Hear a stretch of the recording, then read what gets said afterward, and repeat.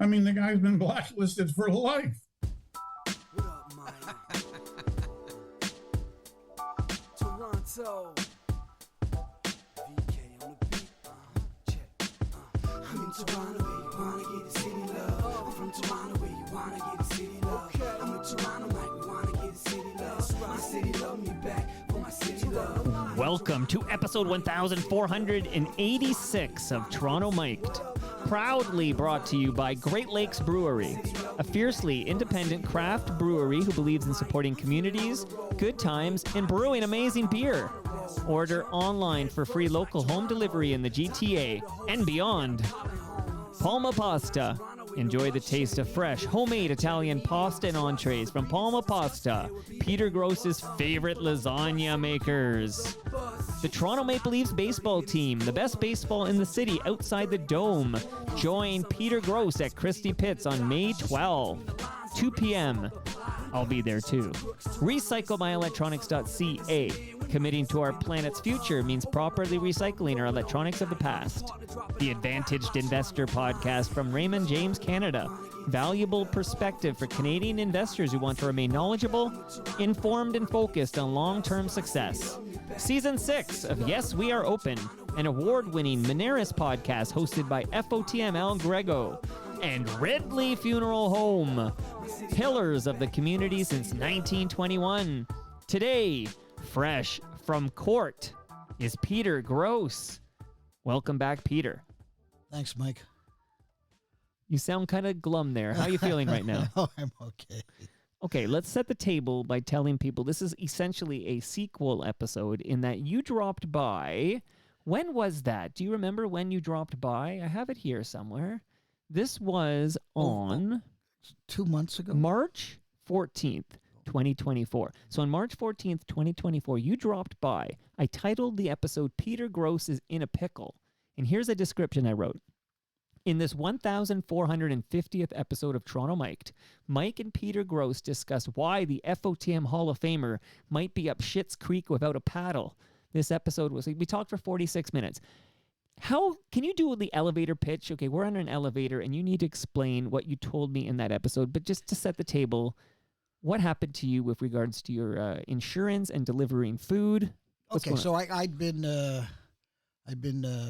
delivering for Uber, and not bad, $600, $800 a week. It's helping with my bloated mortgage. But more than Uber, right? Didn't you do DoorDash? I started with DoorDash. Okay. I had an accident.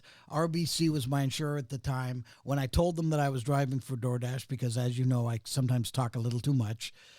You disclose information that's not asked of you. Yeah, You're a lawyer's which is kind worst of ironic nightmare. because I'm being punished for not disclosing information. Anyways, our RBC said, well, too bad. We don't cover you for DoorDash. We're not going to pay for your accident. So I had to get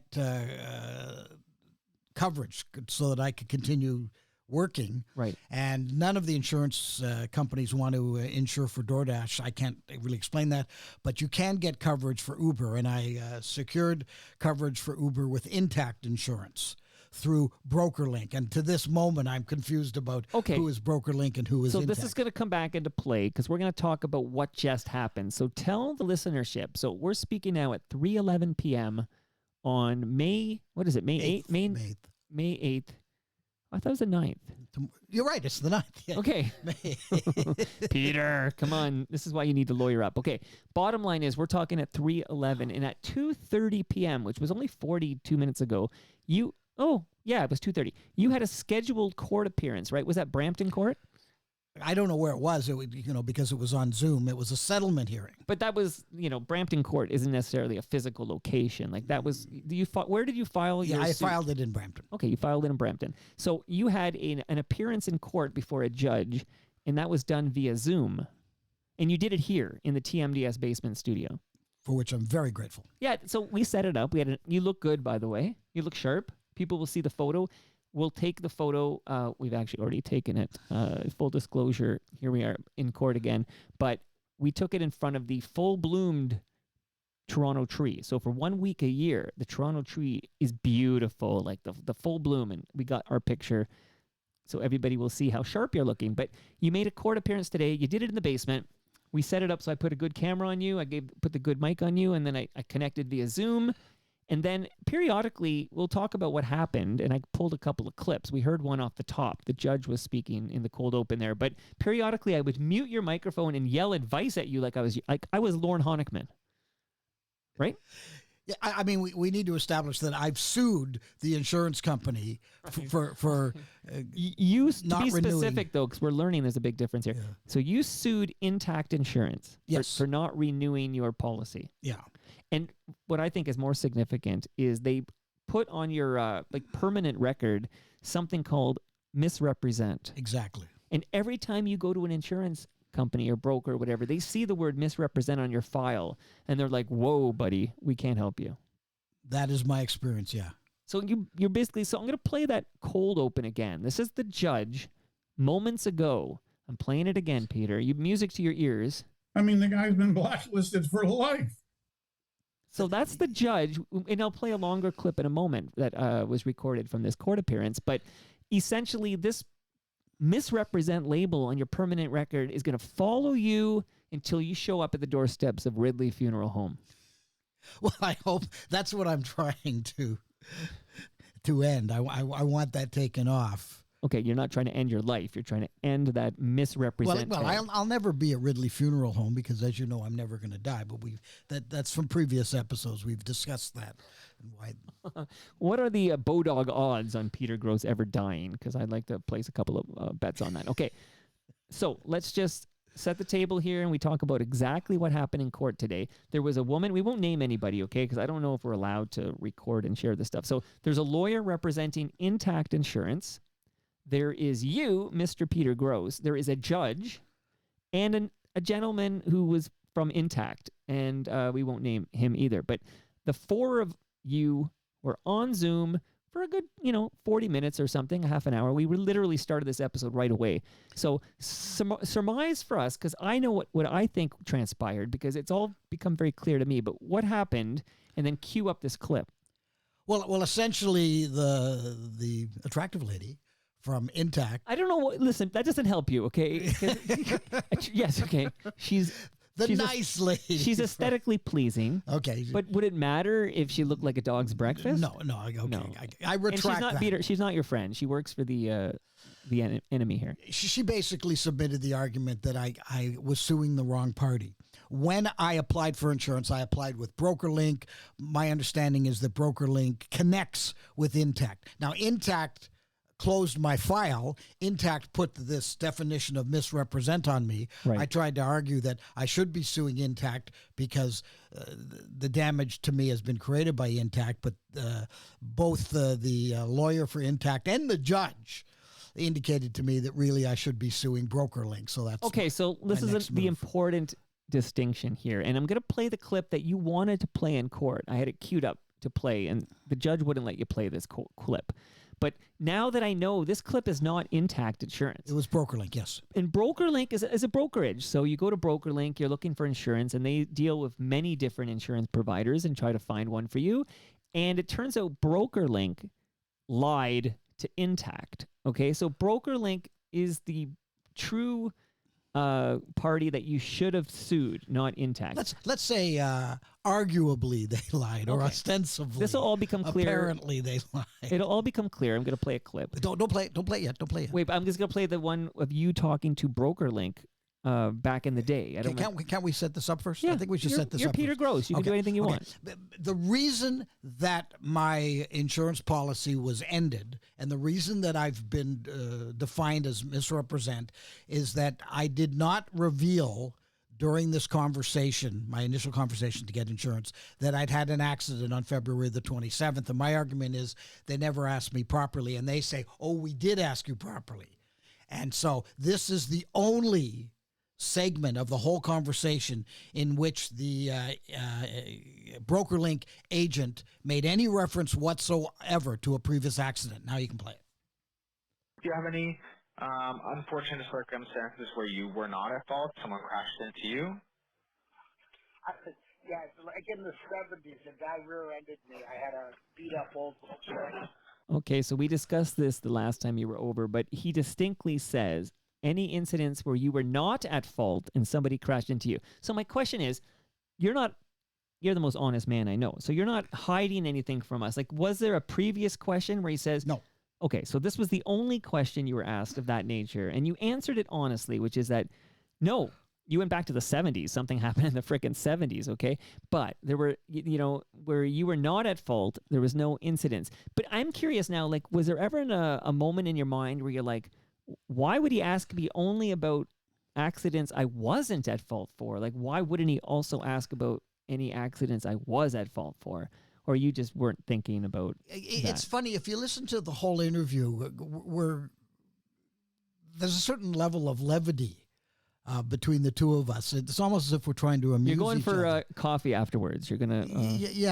And I can't explain that. And whoever wants to challenge me on this will say, well, even if he didn't ask you about your previous accidents, you really should have volunteered it. But the next thing I know, he's offering me a price on insurance. Yeah. And this has been a difficult period for me, and I'm not comfortable speaking with insurance agents. I don't know what they're going to ask me. So at the point where he says, here's the premium, here's what we're going to charge You're you. like sold. Yeah. So, okay. Oh, but it's interesting that you don't disclose his info, because historically in our relationship, I've told you many times, you disclose too much information without being asked, right? Like, so this is the only time in your life you didn't disclose something and it's come back to bite you in the ass. So Yeah. you answered that question honestly, but all the time I was under the impression that that person you were speaking to was with Intact Insurance. But it turns out we have learned, and maybe you already knew, but that was not Intact Insurance there. That was the brokerage called Brokers Link. Broker Link. So that gentleman, and we could disclose his name is Sean. So that gentleman, Sean, that we just heard in that recording, he works for Broker Link, not Intact Insurance. And BrokerLink connects you with the insurance company Sure. that will insure you. So Broker Link, you never talked to Intact. You just talk to BrokerLink, and BrokerLink then sets you up, and you get, let's say, a year policy or whatever with Intact, but you never actually need to speak to Intact in this process. Yeah. Okay. But Intact, it turns out, I learned today, Intact doesn't cancel it. Intact lets the 1 year lapse, and then they don't renew. So Intact decides we're not renewing this policy because we just learned about this accident that Peter Gross was at fault for, but he didn't disclose it to us. But the reason you didn't disclose it to BrokerLink is because you were never asked about any accident that you were at fault for. You were only asked about accidents you were not at fault for. Yeah. Okay, so I'm with you. I'm just setting the table. That is my argument. I think Agent Sean, I'm sure he's a fine young man. Well, I think he just wants to close the deal. He probably gets paid by a percentage of conducted a an transaction inadequate conversation. Okay, so Didn't follow the script. do you want to set up the clip? Again, that was about a half an hour, 40 minutes of court time, but I have a couple of minutes here I could play. Do you want me to play this? Yeah, there was a moment where the judge who was adjudicating the settlement, although he essentially agreed with the Intact lawyer that I'm barking up the wrong tree.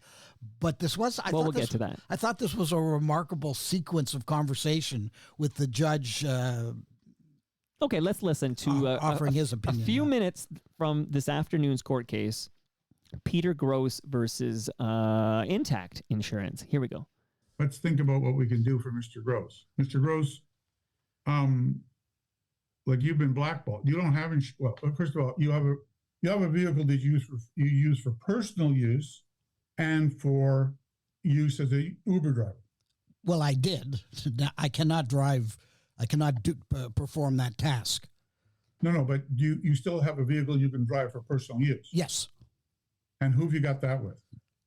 The insurance is called Ken Gibb, and it's called Facility. I'm on Facility. Oh, yeah, you're on the facility thing. Oh, yeah. That's costing you a lot of money. You got that. Yeah, no, I have some knowledge of that. Well, that's a problem, isn't it? And facility won't help you with Uber. Excuse me? Facility won't help you with Uber. No, Uber keeps asking me for insurance. Facility won't insure me to drive for Uber. So for 7 weeks now, I've been unable to work. Is that your only source of income? No. Well, that's good. Well, okay. I don't think we're going to get too far. Okay, so the $10,000 represents the premium that you've ended up having to pay the facility insurer in order to drive. Yeah, my initial premium with Intact was $176 a month. Now I'm paying $668 a month, and they required 2 months in advance, so I'm already out over $2,100.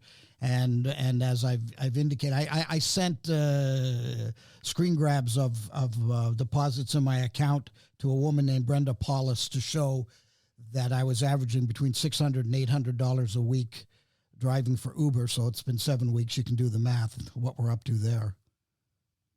So how do you get rid of that black mark on your insurance? I would love that solution, Your Honor. Your Honor, my understanding is that based on my discussions with the client and the information, it's a third-party information. I don't have any evidence actually to support it today. But my understanding is Mr. Gross had initial conversations with Brokers Link, during which he was asked to provide information of his previous driving history. He was asked about his at-fault accidents and any other unfortunate circumstances that should be reported during the time when he asked to obtain insurance coverage.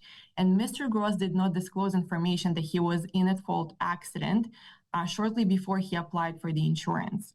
Later, my client Intact found out that at that time when he applied for policy, he misrepresented that he was in the accident, and based on that, they non-renewed his policy. That's why he has this notation of misrepresentation. So I'm not sure if all of the evidence that will be produced further support that it would be possible to remove that from Mr. Gross's record, as he didn't. That's crazy. That's ridiculous. I mean, the guy's been blacklisted for life. That's I mean, there's got to be a way to fix that, no? Okay, so I want to echo what the judge just said here, which I think the long term, because you are only in your early 70s and your mother is still thriving at 100 years young. There's no reason to believe you won't be needing to drive, maybe even delivering for Uber for another 30 years, okay? And you have this misrepresentation on your file that it seems like it can't be erased. It's in permanent ink. That's where they've truly fucked you, Peter Gross. Yeah. If you're on facility, you're basically considered on the scale of humanity below mass murderers, chronic drunks, and child molesters. Okay, well, on that note, so this, and the judge seems just as befuddled. Again, this was the clip off the top, the cold open. I mean, the guy's been blacklisted for life. You've been blacklisted for life, and you didn't even lie in your conversation with, by the way, I think it's called Brokers Link. I think there's Brokers Link. Yeah, not Broker Link. Okay, so with Brokers Link, so Brokers Link provides the information to Intact. Intact then, executes. Intact becomes aware that you had an at-fault and then says, we're not going to renew this. So this lawsuit against Intact is going to go nowhere fast because you're suing the wrong company.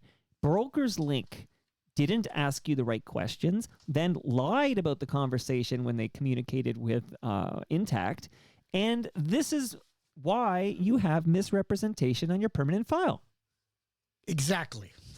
So tell us what you're thinking now. It was interesting that the judge was not allowed to give any legal advice to you because you're representing yourself, right? Did you consider hiring a lawyer or a paralegal to help you with this? I did, and I've had conversations with Lauren Honickman. He's been very helpful, and I may have to call him up. And the judge very specifically said I should at least get a paralegal. He did give me that advice. He winked at you with a little top secret advice there. But that's the advice he was giving you. But he was also suggesting that maybe, or it was suggested, that maybe you drop this suit against Intact and you start a new one against Brokers Link. Yeah. By the way, look, here, it's Broker Link. See that? I said Broker Link? Yeah, I'm showing Okay, you. well, she said Brokers Link. Yeah, Okay. she said Brokers Link. Peter's got receipts. I like dealing. You know what? But as I told you after your last episode, you can be right. I think you're right and correct. You're correct in this one, but you're still going to be wrong. Like, you're going to get fucked here. Pardon my French. No, I understand. But what's the expression? The only battles worth fighting are the ones that can't be won. Who's is that a John Gallagher expression? That's ridiculous. No, I love that. The only battles worth fighting are the ones that can't be won. Yeah, but I like to fight the odd battle I can win too. Listen, Mike, Are you on the mic? I have no choice here, because if I don't go forward with the suit, then I'm going to be paying $680 a month. Okay, stop. For the rest of my life for insurance. You're paying $680. That used to be rent, right? That used to be a mortgage payments. You're paying $680 a month and this doesn't let you deliver food for money. Which, by the way, you told us, you're making six. Okay, Peter, that's what facility is. Is this for like degens like yourself? Yeah. Okay, the worst scum of the world. Okay, gets facility. And this is all because of this, because Intact says you misrepresented your driving history, your accident history when you got that insurance from them, even though we have the receipts, we have the audio that proves you did not. You cannot. You are incapable of telling a lie. Do I need to go on the stand, swear in Toronto Mike to say, I've known this man for this many years and he cannot tell a lie? And I mean that sincerely. I have a lot of friends who can lie through their teeth and smile. You're not one of those. What at some point in time when I'm in court, I want to say that I was put in the misrepresent category for something I never said, right? For an answer I never gave to a question I was never asked. So please tell us all what your next steps are here. Are you going to do exactly what I suspect you're going to do? You're going to drop this case against Intact, and then you're going to start a new one against BrokerLink? Yeah, I think I'm going to drive up to the Brampton court tomorrow and sue BrokerLink. Can I just, because I witnessed this court appearance, and that the lawyer for Intact did a very subtle threat at the very end, where she said, if you basically if I don't drop them, they're going to pursue court costs. Yeah, so if you do not drop Intact from this suit right away, essentially, she said they will be pursuing court costs, like additional costs for the lawyer and everything from you. So this will cost you a lot of money, considering I don't think it's a winnable case for you. I'm just telling you this as a non-lawyer friend of yours. I don't think you can win this right now, and I don't want you to be out of any more money. This is costing you a fortune, okay? I need you to be wealthy. You're a client, Peter. I need you to have lots of disposable income. So you're going to do this tomorrow. You're going to go to Brampton, drop this court case against Intact, and start a new one against BrokerLink. Yeah, that's my plan. Okay, and how much does it cost to file a suit? I think it was $105 to file it against Intact. Okay. And let me see if I have any more. I feel like I'm in court right now. If I have any more questions for you, what were you hoping from today's court appearance, that the judge would be like, get rid of that misrepresent tag immediately? And well, I liked that conversation. Yeah, I didn't really see this company, although in the back of my head I knew I had some confusion about BrokerLink and Intact, and there's all this passing of the buck. One problem I've got with Intact. Yep. If I can indulge Only one? here. Yeah, go ahead. Well, is that I did call Intact because I got insurance with Intact for my car to drive Uber. And then I acquired a second car in September. So I called Intact and said, I need to insure this car for my son. And the agent in this conversation on September the 11th says, we see you've got an at fault. Mm-hmm. And I say, oh, okay. Yeah, I got an at fault. So based on that, they created a policy for me, and it was much more than my previous policy for my car and as well as the one for my son. So at one point, even though Intact says you never revealed to us that you had this accident, in fact, they created a new document for me after it was revealed that I'd had that accident. You're muddying the waters here, Mr. Gross. Okay, yes. So there's a lot of shit flying around here, but bottom line is Intact can easily, and they basically said, hey, we never talked to Peter. We didn't have that call with Peter. This is what we were told. So we really do need to go. Now our next step is we're going after BrokerLink, and I hope you're back here for that court appearance against BrokerLink. Wow. Okay. Now, so what we need maybe from the listenership is, if anybody, again, you're kind of screwed with this facility insurance that allows you to just drive around. So you can go to Ajax Downs and you can go to Woodbine and all these places without having to Uber or cab or take the transit or rollerblade or whatever. You can get around and do stuff. So, but that's costing you an arm and a leg.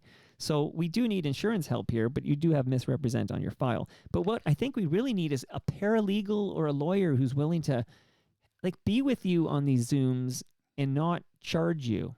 So we're looking for like pro bono legal assistance. No, let's, I don't know Let's if- assume I got a small budget for that, okay? Okay, well, again, let's assume you don't. Like, I'm doing the math. I don't think you have a good budget for that. I think we need some help. But so Peter Gross, living legend. I'm gonna, switch gears in a minute because I think we've squeezed this lemon. But that's the update for everybody. We had the court appearance, and you're gonna drop the case against Intact, and you're gonna file a new one against Brokers Link. So do you think that people are going to come out of the woodwork like they do for Donald Trump? If you defend Donald Trump, you achieve a certain level of fame. So the same thing's going to apply to me because I'm so famous that someone's going to want to defend me just to say, you know who I defended. Two things, Peter. One is you are Peter fucking Gross, okay? You are kind of a living legend. You're a great character. We watched you on City TV. We heard you on 680. You're in the FOTM Hall of Fame. People will want to help you. You're a solid citizen. But also, whoever this person is who comes out of the woodwork is a paralegal or a lawyer, and it helps you for free. That person's going to get so much love on Toronto Mic'd, okay? We will give free shout outs to this particular professional. So there's a lot of advantages. So you can write Mike at torontomike.com if you have any way to help Peter Gross. The last episode was called Peter Gross is in a Pickle, and I said you were up Schitt's Creek without a paddle. Well, you haven't got any further ahead. It might have got a bit worse, and we're going to try this lawsuit against. I said we now because I'm on Team Gross here. Broker Link, as you said. No apostrophe s. And then the pickle is fermenting. The pickle is fermenting. Okay, now I can help you by feeding you. I know you love Palma Pasta lasagna, and I know Anthony Petrucci would be honored if you took home with you today a large meat lasagna. It's in my freezer right now. Well, I would like him to be honored. You know my son, Roger? Of course. Oh, when I come home with that lasagna, his life changes for the better. Oh, my God. Then, you know what? We're going to find any reason to get you back on Toronto Mike just to help Roger out. So you're bringing home a lasagna for Roger. You don't drink, but I will have a Great Lakes beer on your behalf, okay? Shout out to Great Lakes. And, Peter, a couple of dates I want to ask you about. May 12th. That's this coming Sunday. Will I see you at Christie Pitts? Yeah, you will, and it's going to be under great duress because we are having a Mother's Day party, a Mother's Day luncheon for my mother. She needs the whole day? Come on. You and Mark Hebscher are going to call an I inning. can make it. Do you know you and Mark Hebscher are going to call an inning? Well, that's after I show up, I will call an inning. But now batting, number 5, Mike Boone, batting average 123. That's below the Mendoza line. Okay, well, if I'm batting, we're in big trouble, the Toronto Maple Leafs. But the best baseball outside the Dome, and we'll see Peter Gross there. Anybody can come out to Christie Pitts and see Peter Gross in the flesh. Maybe you can give him a few bucks and help him out with his insurance costs. Okay? No, I'm not begging for money. Don't go there. Well, you're no Mike Stafford. Okay, so we have you being at the Maple Leafs game, and I'm asking now about June 27th. Are you going to be at TMLX 15 at Great Lakes Brewery? Yes, I don't know. 6 to 9 p.m. What do you mean you don't know? Yeah, It wouldn't be at TMLX without you. I like those events. I think. You better be there. It's my 50th birthday. Oh, really? Yeah, On June 27th. I'm halfway to your mom's age. Yeah. Well, not quite. 'Cause she's 101. Well, I'm working on it. We'll have to find out what day that is when I reach the halfway mark. Okay, so we'll see Peter Gross at Great Lakes Brewery on the 27th. Palma Pasta will feed you. Shout out to the Advantaged Investor podcast from Raymond James Canada. And while I'm shouting out podcasts, shout out to Yes, We Are Open, which is an award-winning podcast from Moneris. Al Grego hosts that. He just went to Calgary and talked to the good people at Heritage Park Historical Village. Dominic Terry, to be specific. And you can learn all about the past 60 years at Heritage Park Historical Village. It's a great story. Al does a great job bringing it to you. RecycleMyElectronics.ca is where you go, Peter. You know this if you got to recycle your cables, your electronics. All right, Peter Gross. And Ridley Funeral Home, by the way, hopes to not see you for another 40 years, okay? So in 40 years, you'll be at their doorstep. But I want to ask you about a recent episode of Toronto Mic'd. Okay. By the way, Ridley is the official funeral home of Toronto Maple Leafs baseball. So you're going to see Brad Jones there. He's going to size you up for a coffin, okay? You're going to see him. Danny Kingsbury was on the show yesterday. Huh. Tell me what the name Danny Kingsbury means to you. Danny Kingsbury hired me at CFNY in late fall of 1990. I believe it was 1989. Okay. I'll because Reiner Schwartz was there by fall It's- 1990. Yeah, you're probably right. I had left City TV in 1986, wandered in the desert for 3 years. What did you do for those 3 years? Um, You're no longer on coke, right? You quit coke. yeah. No, Okay, you're clean. I think I made a couple desperate attempts to get back to City TV. I did clean my life up a bit. I was completely broke. I did some online writing. Got a few. There gigs wasn't any writing. online though. No. There was. I was doing some online. Well, I writing. assure you of this, okay? As a guy who first saw the internet at U of T in 1993, okay? There was no online writing in 1986. I was doing something called uedit.com or something like that. Not in 86. There's no .com in No, but- 86. You have to trust me on this one. I'm a professional. I'm an internet professional. Well, memory's not my strongest suit, but That was a different dazed and I'll tell you confused period. that one of the strangest things was the CBC called me up one time and asked if I'd produce a fishing show. And off I go for 3 days into the backwoods of Ontario with this man and his wife to try and produce the fishing show. And we were just never on the same page. I wanted to shoot scenes and they wanted to fish all the time. So after Well, they were 3 fishermen. what? Weren't they? No. Yeah. Okay. Anyways, they turned out they scrapped the show and CBC paid me my rate, whatever it was. That was real. That's talk about wild. being out of my element, but Well, that's out of your comfort zone, the Yeah. fishing show with Peter Grosz. I would pay to see that now. But okay, so eventually, how do you get the job at CFNY? You just apply? Like, how do you get the job? I guess. You don't remember? I think that during that 3-year period from 1986 to 1989, where I was unemployed, I every week tried something. I had a thing called my Book of Rejections, over 200 documents from people saying that's a lovely idea, but we're not going in that direction, and da da da da da. So CFNY hired me in the fall of 1989. I think I covered. Yeah, tell us exactly what you were doing for CFNY. I covered Fred for Patterson. Fred Patterson when he couldn't do the sports, and I got $250 a week to do editorials that were not necessary. Like Dick Smythe type things? Yeah, they were poor. They were poor. That's the way I see it. I feel like you'd be good at that. I wasn't. Like I the wasn't Andy very- Rooney of Toronto here. Okay. No, I think that they were subpar, and I was fired by Reiner Schwartz in early December of 1989. I think that's 1990. I feel so. Reiner Schwartz was already my dates only because I just had this lengthy conversation yesterday of Danny Kingsbury. Is that he shows up in early '89 and he's gone early 1990, and then Reiner Schwartz takes over. Yeah. So I feel so somewhere after post Kingsbury, you are dismissed by Reiner Schwartz. What did you think of Reiner Schwartz? Oh, I have no comment. I barely remember it.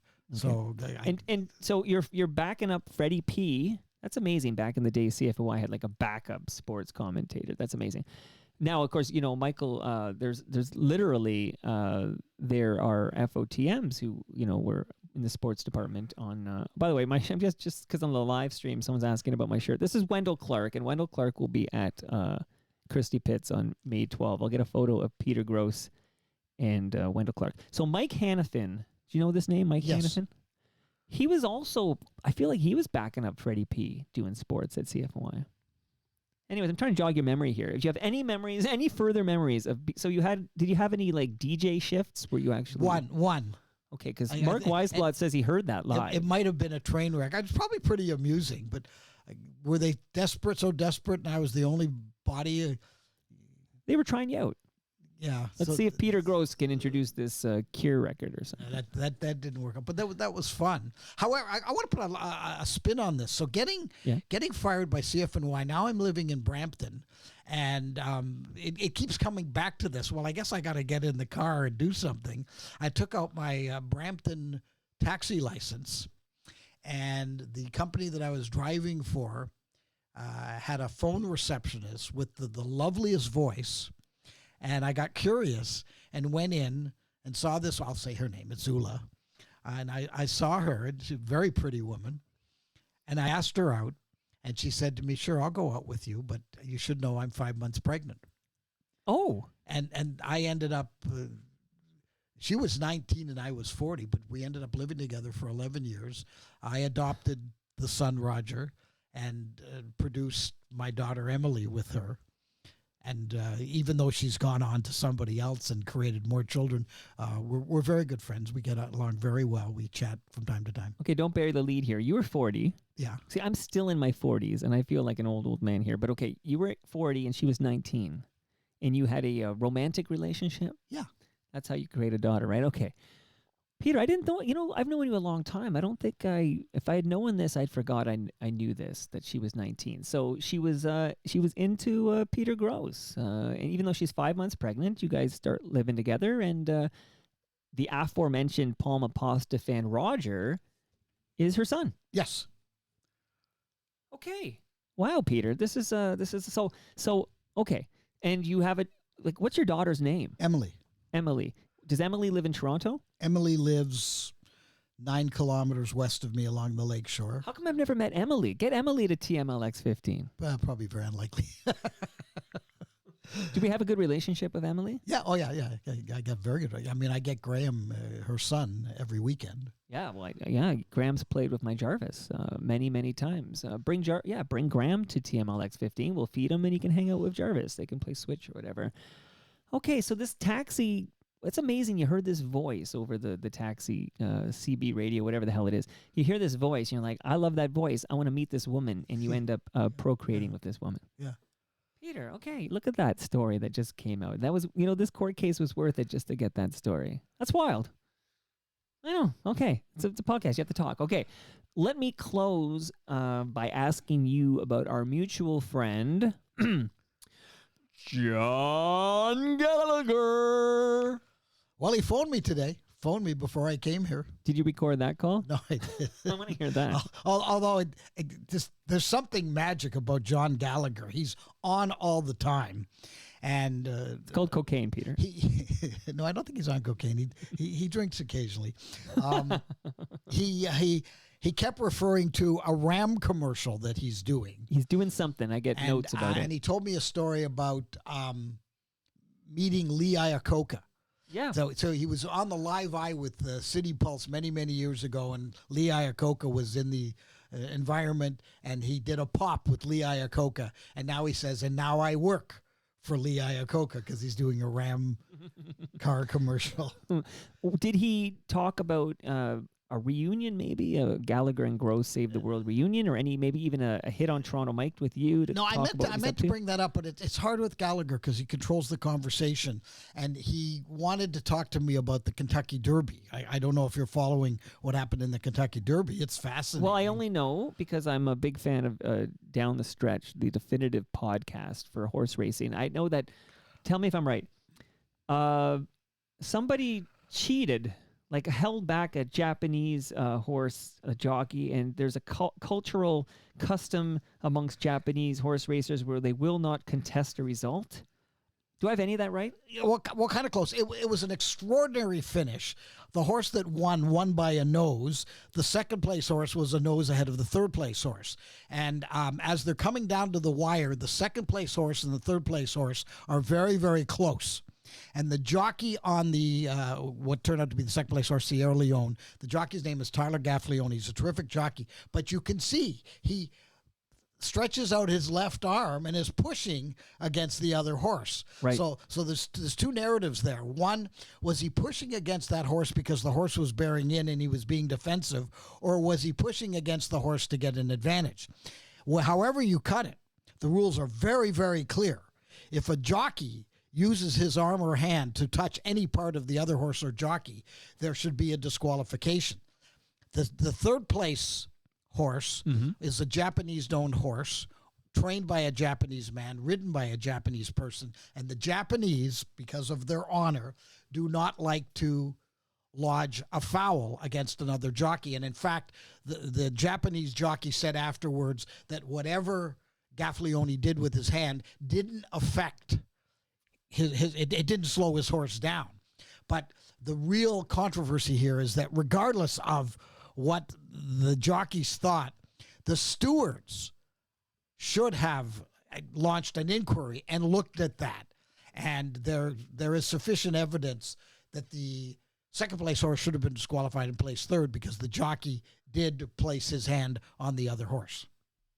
Fascinating. And will we learn more about this on the next episode of Down the Stretch? Yes, you will, as a matter of fact, because I've got a wonderful clip by a couple of Australian race commentators who are just apoplectic that nothing was done. As a matter of fact, apparently today, because they've been prompted by all of the controversy, the stewards have called in the offending jockey, and I'm pretty sure that they're going to punish him, they're going to suspend him, which doesn't help the people who had the Japanese horse in second in exactors and triactors and place bets. Fascinating stuff, Peter. A couple more. I said I was done, but I'm not quite done with you. You have to earn this lasagna from Palma Pasta. But you said you're paying $650 for this facility insurance? $668 a month actually is the actual figure. When you sit down and do the math, do you ever think, well, it'll be cheaper for you to not drive and just Uber everywhere? Yeah, it probably would be, but like, how important is it? Like, I know you do rollerblade, and then some distances you can rollerblade, and then when you do need to get to a racetrack or get here and stuff like that, if you were to take public transit or Uber or even bum a lift off somebody, Gallagher style, then you'd save money. $668 a month that's wild to me. So you can just drive around. You can't even make money doing it. There's an element of pride. Well, pride cometh before the fall, Peter. Yeah. I in terms of my legal activity, I guess I'm counting on being reimbursed. I mean, if I get the same judge, he's recognizing that this. What was it? What did All right, say? let me play this again. Yeah. I mean, the guy's been blacklisted for life. When you heard the judge say that in real time, was there a moment of hope? Like he was going to put an end to this nonsense, get that damn misrepresentation off this man's record? Even if... Because that's the money shot I was looking for. Like, get that off his record. Even if someone can make some kind of cogent argument that I was purposefully dishonest and withheld evidence when I had the opportunity to present it, the punishment seems extremely excessive to the crime. Yeah, what you're doing is you're exposing that there's no recourse, like for somebody like you who gets kind of through miscommunication or whatever, you end up with this label on your insurance and your only option is $668 a month. Like, where is your ability to challenge that or go before some tribunal and at least defend yourself? Like, there is nothing in the system that lets you say, hey, that punishment does not fit this crime, which is really just a misunderstanding. Yeah, there was a thing called customer experience with Intact that I presented the argument to, and they turned me down. Yeah, but there's got to be some third party, though, like some objective third party, because, you're going to Intact to ask them about the Intact. The objective third party is the small claims court.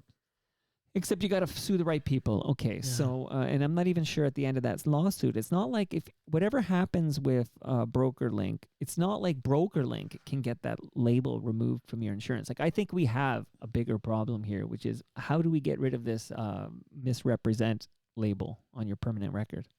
Like, I think that'll end up being, forget the money. Like, yeah, the money's important. But like I said, you're a healthy guy in your early 70s, and I believe you'll be around for decades. You need to drive in order to make that $800 a week you were making. That's important for you to feed your family. I don't see myself as a 90-year-old Uber driver. Well, you know what? I do. In your self-drive, maybe by then it'll be like a self-driving car or whatever. Uber, and that drones will be delivering everybody's food in the future. But all right, Peter, thank you for, I did you the favor here. I just remembered I was going to thank you for dropping by, but you did, I believe I took that call on an episode of Toronto Mike. Didn't you call and I was recording with somebody? Who was I recording with? Do you remember? Like, you called me up to ask me a favor, and I was on, like, I literally took the call on an episode of Toronto Mike, and somebody... I don't know who it doesn't matter. It doesn't matter, but somebody will remind me. But thanks for filling us all in. We're all rooting for you. I think we all dig you, and you'll be back because whenever you get a new court date for this new lawsuit you're going to file against the people known as BrokerLink, and if somebody out there works for BrokerLink, send me a note, mike@torontomike.com. I want to talk to you. But you'll be back for that, and then we'll do another update after that. Could go on for quite a while. It's like, I kind of dig it. It's like this epilogue thing. It's like we're going to keep going and going like a soap opera in the ongoing life of Peter Gross. Thanks for doing this, man. Say hello to Garnet Barnsdale for me. You know who was here earlier today? Jason Portwando. Oh, Jason. I love Jason. He credits you with his entire career. Well, of course. One of many. Jim McKenney. Mike Wilner. Jim McKenney. Catherine Humphreys. Well, Mike Jason Wilner for Portwander. sure. Do you have any contact with Catherine or no? Not for a long, long time, no. Got to get Catherine Humphreys on Toronto Mic'd. She'd be great. Well, yeah, I know she'd be great. That's why I want her on. Just checking out what the heck this quick impromptu episode, what number was it? It was 1,486. And that brings us to the end of our 1,486th show. You can follow me on Twitter and Blue Sky, all over the place, actually. I'm at Toronto Mike. Just follow me. Reach out, say hi. Tell your friends. Like and subscribe. I don't know. Become a patron. I never talk about that Patreon. Support the sponsors. Give me high fives, thumbs up, kudos. Much love to all who made this possible. That is Great Lakes Brewery, Palma Pasta, RecycleMyElectronics.ca, Raymond James Canada, the Toronto Maple Leafs baseball team. Sunday. Peter Gross will be there. Stephen Brunt will be there. Yeah, Rick Emmett from Triumph. You a big Triumph fan? They didn't play any Triumph on CFOI, that's why. You should have gone to Q107. They were playing Triumph on Q107. Moneris, much love to Moneris. And Ridley Funeral Home. See you all. Peter, I just gotta see who's next. This ep came out of the sky here. What's next? You know what? The next recording of Toronto Mike will be at Christie Pitts on May 12. Who knows who will be on the mic? Who knows? Rod Black, Cam Gordon, Steve Paikin, Mark Hebscher. Who knows? Rick Vive. Tune in. We're recording that Sunday afternoon. But better yet, drop by, say hi in person. Peace and love to you all. See you then.